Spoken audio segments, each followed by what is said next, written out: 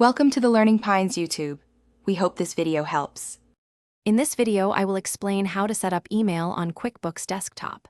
First, open QuickBooks Desktop and navigate to the Edit menu. From there, select Preferences to access your company settings. This is where you will find the Send Forms option, which is crucial for configuring your email preferences. You have two main choices for sending emails: using a webmail account or integrating with Microsoft Outlook.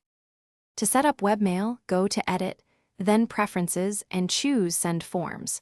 Select the Webmail radio button. Click Add to input your email address and select your email provider, such as Gmail or Yahoo. QuickBooks will then open a browser window, asking you to sign in and grant permission for QuickBooks to access your email. Follow the on-screen prompts to complete this authorization step. If you prefer using Microsoft Outlook, first ensure it is installed and properly configured on your computer. Then, within QuickBooks, navigate to Edit, Preferences, and Send Forms. This time, select the Outlook radio button as your send method. QuickBooks will automatically detect your default Outlook profile. Click OK to save your changes, and you are ready to send emails directly through your Outlook application. After configuring your email, it is essential to send a test email to confirm everything works correctly.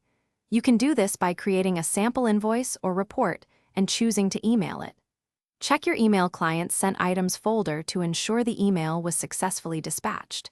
If you encounter any issues, double-check your preferences and ensure your internet connection is stable. This simple test helps confirm reliable communication. Thanks for watching. Consider subscribing if we helped you.